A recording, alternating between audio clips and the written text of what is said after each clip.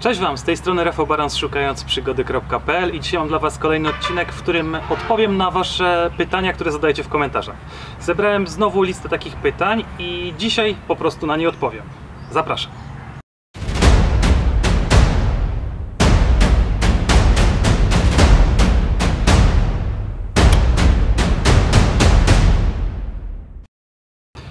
Dzisiaj jest sobota, 16 maja. Mam weekend, który chciałem spędzić z rodziną, ale postanowiłem wyrwać się na 2 godziny i nagrać dla Was kolejny odcinek. Dzisiaj tylko odpowiem na Wasze pytania. Zebrałem takie pytania, które nie nadają się na odcinek, ponieważ zbyt mało informacji. Ten odcinek po prostu zbyt krótko by trwał. Dlatego akurat na te pytania odpowiadam co jakiś czas właśnie w takim filmiku jak dzisiaj. Na wstępie chciałbym podziękować wszystkim, którzy wspierają mojego vloga, mojego i Krystyny vloga tak naprawdę, bo ona zaczęła się coraz bardziej tym interesować.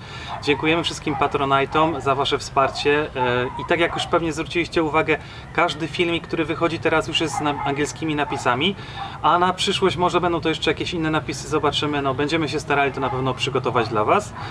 Więc wszystko na razie idzie w dobrym kierunku, więc zaczynajmy. Tutaj mam listę wydrukowanych pytań, które zebrałem na dzisiejszy odcinek. Oczywiście nie są to wszystkie pytania. Część pytań, którą zadajecie mi w komentarzach, tak jak napisałem komentarze, najprawdopodobniej na te pytania będą osobne odcinki, ponieważ uważam, że one są tak interesujące. Też dziękuję za Wasze pomysły, że po prostu warto nagrać o tym całkowicie osobny odcinek i zebrać więcej informacji. Te pytania, które tutaj są tylko i wyłącznie krótkie, więc będę na nie szybko odpowiadał. Ok, lecimy z tematem. Wspomniałeś, że wyjeżdżając na Filipiny nie umiałeś języka angielskiego. Dziś już raczej mówisz płynnie.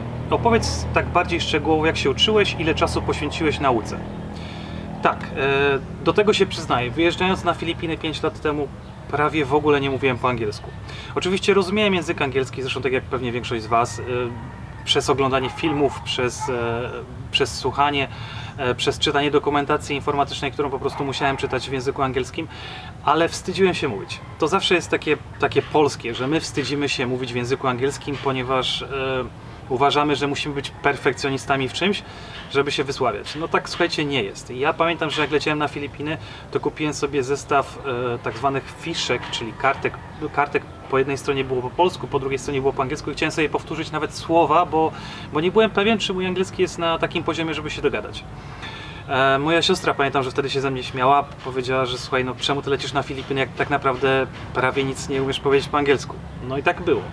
Przyleciałem na Filipiny, no i musiałem jakoś nawiązać konwersację, więc od razu się jakby przełamałem i zacząłem mówić po angielsku. Oczywiście to było takie kaleczenie tego języka, było źle, no ale z czasem doszedłem do tej praktyki. No, musiałem tego języka używać, nie miałem innej po prostu opcji, więc szybciej też zacząłem to zapamiętywać, to co słuchałem od innych.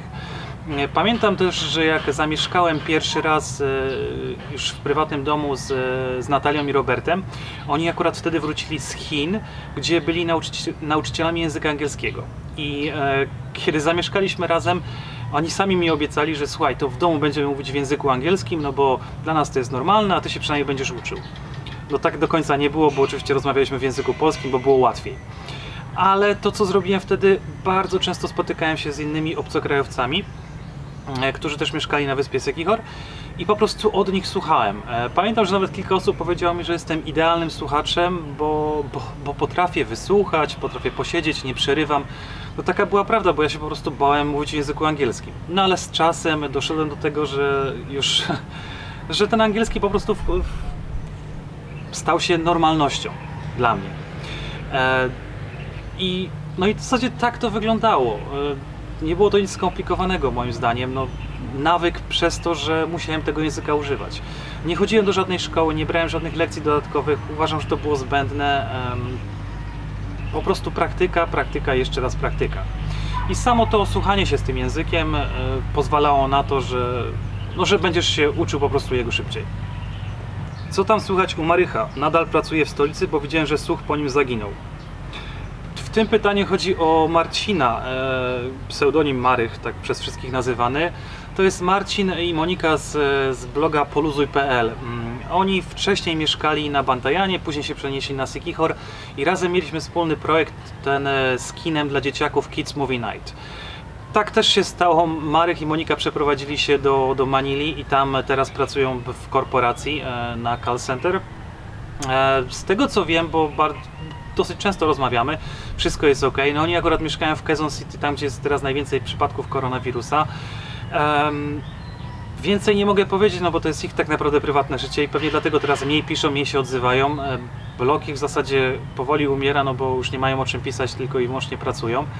Ale słuchajcie, jeżeli interesuje Was taki odcinek, jak taka praca wygląda w Manili na call center, pewnie ile można zarobić, jak to życie wygląda, jak wygląda rekrutacja, więc napiszcie mi w komentarzu, a z chęcią skontaktuję się z Moniką i z Marcinem i poproszę ich, żeby taki odcinek ze mną nagrali. Ale to muszę mieć Wasze informacje o tym, że coś takiego by Was interesowało. Ostatnio bardzo dużo polskich biznesów na Filipinach. Mógłbyś wymienić, które znasz, choć ze słyszenia, gdzie się znajdują, czym się zajmują, a nawet podać linki do nich. Okej, słuchajcie, no jest dużo biznesów polskich na Filipinach. Ja oczywiście nie znam wszystkich, ale z takich, które w tym momencie mi przychodzą do głowy, to na pewno to jest Marek z Anią, którzy prowadzą bardzo fajny resort w Puerto Galera. Linka macie tutaj do niego.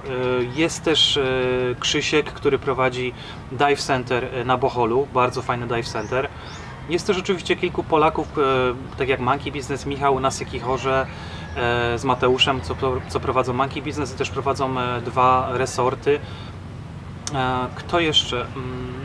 Też teraz się otwiera polskie centrum turystyczne na Boholu, ale to jeszcze strony nie mają. Na pewno będzie, jak otworzą loty ponownie, to na pewno będę o tym pisał, bo to będzie ciekawy temat. No i w zasadzie chyba tyle z takich biznesów, co teraz mi przychodzą do głowy.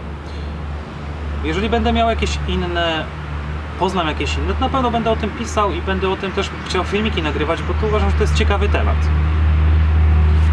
Kiedyś głośno było o polskiej wiosce na Filipinach. Wiesz coś na ten temat? No chyba, jeżeli chodzi o polską wioskę na Filipinach, to chodzi o ten projekt Arcadia, którym kiedyś już pisałem, zresztą na samym początku tego projektu pisałem na blogu. To jest projekt, który powstał na Palauanie przez takiego jednego pana. Tak, bardzo głośno było o tym projekcie, nie wiem dlaczego. Media jakoś podchwyciły ten temat, że Polak chce otworzyć polską wioskę na Filipinach i sprzedawać domki bambusowe za prawie 10-krotną większą wartość. Ten projekt, z tego co wiem, no nie wypalił. Mam informacje od kilku znajomych, którzy mieszkają na Palauanie, że raczej nawet nie chcą się odzywać do tej osoby, bo poczułem jakiś po prostu w tym przekręt. Nie wiem, to nie są moje słowa, to co słyszałem. Projekt podejrzewam, że no nie wypalił, no bo ludzie chyba raczej zrozumieli, że to co ta osoba sprzedawała, to jest po prostu w bardzo, bardzo zawyżonych cenach. Ta osoba też była świeża na Filipinach, nie miała zielonego pojęcia za bardzo, jak tutaj biznes można prowadzić, jakie są prawa na Filipinach. No nie wiem, no z tego co wiem, to raczej to umarło. Ta osoba też była na tyle specyficzna, że akurat wszystkich, którzy mieszkali na Filipinach, Polaków raczej zablokowała albo wyrzuciła z grupy, więc my już tak naprawdę nie mamy zielonego pojęcia, co się dzieje z tym projektem. Więc to chyba na tyle, no. Nie wiem, co mogę więcej na tym odpowiedzieć. Miejscowi mężczyźni nie są wkurzeni, że każdego roku na Filipiny przyjeżdża miliony mężczyzn z całego świata, żeby w najlepszym razie znaleźć żonę, a w wersji nieco bardziej realistycznej traktują ten kraj jako seks turystykę. No słuchajcie, no jeżeli przyjeżdżacie na wakacje i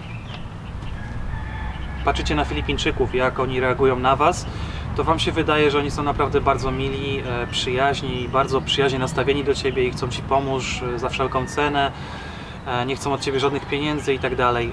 No to jest takie pierwsze wrażenie, ja też takie pierwsze wrażenie miałem.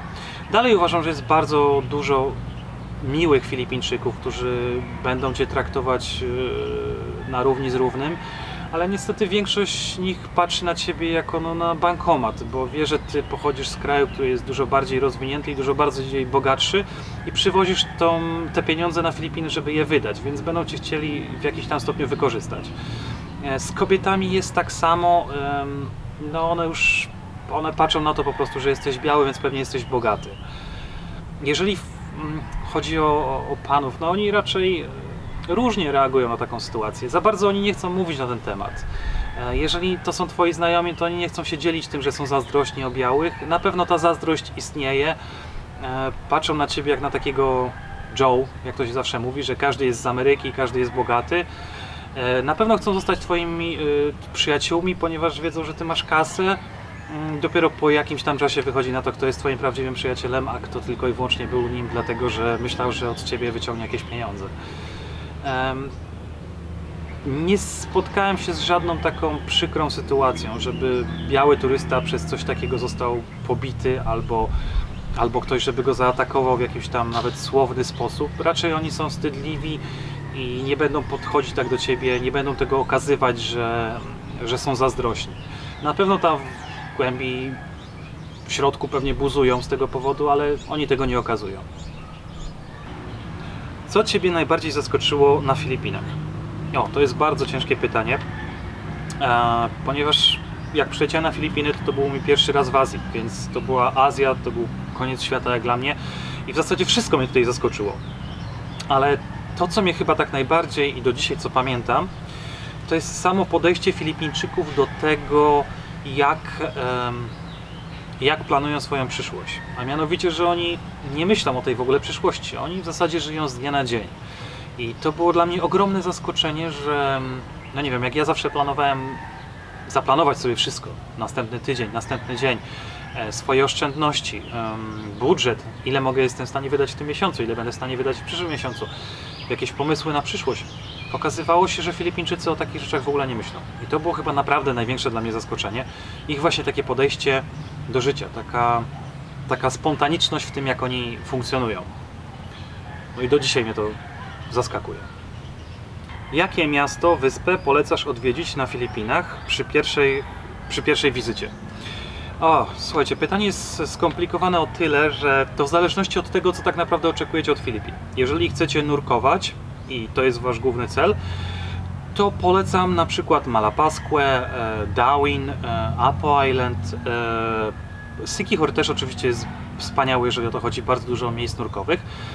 Więc tak naprawdę można podróżować przez 2 tygodnie i poruszać się po 3-4 różnych wyspach i w 4 różnych miejscach nurkować. W każdym miejscu znajdziecie coś ciekawego. Jeżeli myślicie o plażowaniu i odpoczynku, trochę zwiedzaniu, to też możecie skakać po wyspach. Ja na przykład bardzo dobrze znam ten rejon tutaj środkowy Visaya, bo tutaj mieszkam od 5 lat, w tym rejonie się poruszam i tutaj wiem, co jest ciekawego i ten rejon na pewno jest bardzo fajny. Zresztą chcę przygotować dla was filmik, w którym opiszę taką wycieczkę 2-tygodniową, 2,5-tygodniową po wyspach, jak to można zorganizować. Więc na pewno wtedy, jeżeli chcecie organizować taki plażing, no to warto przejść na Cebu, później się przedostać na Bohol, później Siquijor, Dumaguete i wrócić przez wyspę Cebu z powrotem. Więc to są takie rejony fajne, gdzie można naprawdę po 3-4 dni spędzić w każdym z tych miejsc, zobaczyć wszystko w zasadzie, co tam jest do zobaczenia w takim dosyć szybkim tempie, no i wrócić z powrotem do Europy. Więc tak jak mówię, no jeżeli plażing, Bohol na pewno, Panglao, Siquijor, Darwin średnio moim zdaniem na Negros, na pewno Apo Island wycieczka, ale to można zrobić jednodniową. No i w zasadzie tyle. Dużo też osób pyta się o Palawan, El Nido, Port Barton. Ja nie byłem nigdy tam jeszcze. Żałuję tego strasznie. Mam nadzieję, że w tym roku się uda tam polecieć, jak już Emilia troszeczkę podrośnie, więc tam sobie polecimy i spędzimy tam przynajmniej tydzień, albo nawet dłużej, jak się uda. Więc będę stamtąd filmiki nagrywał i wtedy będę mógł powiedzieć, co mi się tam podoba. Z tego, co tylko zasłyszałem od znajomych, to wiem, że na przykład El Nido jest piękne, ale jest bardzo, bardzo turystyczne i ceny są okropnie wysokie w porównaniu do innych miejsc na Filipinach, gdzie można zobaczyć to samo. Więc no, tyle mogę na ten temat na razie powiedzieć. Podobno na Filipinach jest często zbyt daleko do szpitala. Jeżeli coś ci się stanie, nie zdążysz dojechać się uratować. Co o tym sądzisz? Słuchajcie, to nie jest tak do końca. Jeżeli każda nawet mała wyspa ma swój taki szpital. Oczywiście to nie jest taki zaawansowany szpital, taki z prawdziwego zdarzenia, jakie są szpitale na przykład w Dumaguete, Cebu czy w Manili, gdzie jest na przykład USG, gdzie jest rentgen, gdzie są inne urządzenia, które mogą uratować twoje życie.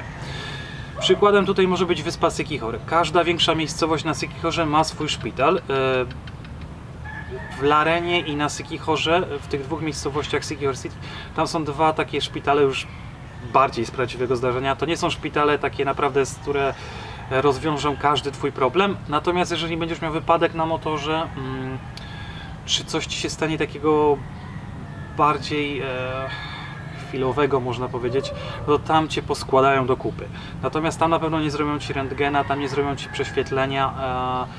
Z tym wyślą cię już do najbliższego normalnego szpitala, czyli każą ci iść przewiozą cię, jeżeli będzie taka potrzeba, karetką na promie i będziesz w Dumaguete. Jeżeli tam w Dumaguete by się okazało, że to jest znowu coś bardziej jeszcze poważnego, na przykład uraz głowy, gdzie jest potrzebna, nie wiem jak to się nazywa, tomografia głowy, czy jakieś tam inne rzeczy, to na pewno przetransportują cię znowu do Cebu. Czy to będzie samolotem, czy to będzie ambulansem, bo tam jest 6 godzin drogi, no to tak naprawdę też się dostaniesz. No i tak to mniej więcej wygląda. No. Dlatego też bardzo dużo foreignerów wybiera Dumaguete, a nie na przykład Sykichor, bo właśnie chcą mieć dostęp do tego normalnego szpitala, chcą mieć dostęp też do normalnego lotniska. Więc jeżeli cokolwiek by się na przykład stało, no to wsiadają od razu w pierwszy samolot i lecą do Manili albo do Cebu. I są w ciągu godziny, 2 godzin są naprawdę w profesjonalnym szpitalu, gdzie mogą w zasadzie wszystko zrobić tak samo jak i w Europie. Mam też paru właśnie starszych, takich dużo starszych znajomych, którzy dokładnie tak robią. Oni powiedzieli, że oni już nie korzystają z usług na przykład szpitala w Dumaguete, tylko jeżeli coś siekolwiek już się źle czuje, to wsiada w samolot i leci na przykład do Manili, bo wie, że tam ma najlepszą obsługę i dostęp do praktycznie każdego specjalisty, każdego lekarza, jakiego chce. Czy masz doświadczenie z niebezpiecznymi meduzami? Niebezpieczne meduzy. To jest w sumie śmieszna sytuacja, bo oparzenie od meduzy, od tych takich łapek, to miałem tylko raz w ciągu ostatnich 5 lat. I żeby było śmieszniej, pamiętam to dokładnie, bo było to pierwszy raz, jak wszedłem do morza. To było pierwszy dzień w zasadzie po moim przylocie na Filipiny, kiedy pierwszego dnia poszedłem na plażę, przebrałem się i po prostu skoczyłem do morza, zacząłem pływać i po odpłynięciu może 10 metrów coś mi po prostu poparzyło po całej ręce. Nie było to jakieś tragiczne, po prostu miałem takie szlaczki na ręce. I to był pierwszy i ostatni raz, kiedy mi się to zdarzyło. Pamiętam to dlatego, bo przeraziłem się i pomyślałem sobie, jeżeli tak będzie wyglądała każda kąpiel w morzu, to się po prostu załamie, no ale to było pierwszy i ostatni raz. Wiem, że moi znajomi też mieli jakieś takie przykre sytuacje, ja tego później nie doświadczyłem. Może to chodzi o miejsce, może to chodzi akurat o porę roku, kiedy te meduzy wypływają częściej. Nie znam się na tym, bo tak jak mówię, bardzo rzadko o tym słyszałem. I na Sykichorze może parę razy słyszałem o czymś takim, na pewno nie więcej. No i to by było na tyle w tym odcinku. Odpowiedziałem chyba na najważniejsze pytania, które dostałem. Oprócz tych pytań, tak jak wspomniałem wcześniej, mam bardzo dużo innych jeszcze pytań, ale one się już nadają na odcinek, na różny odcinek, na różne tematy. Więc to będę też nagrywał w kolejności, mam już przygotowane te tematy. Dziękuję Wam bardzo. Oczywiście jak macie kolejne pytania, które chcecie zadać, proszę zostawcie je w komentarzach. Ja na komentarze staram się na wszystkie komentarze odpisywać i staram się też nagrywać odcinki na te tematy, które Wy właśnie chcecie, bo ten kanał jest dla Was stworzony i cieszy mnie to, że zadajecie te pytania. Do zobaczenia w kolejnym odcinku i miłego weekendu. Pozdrawiam Was.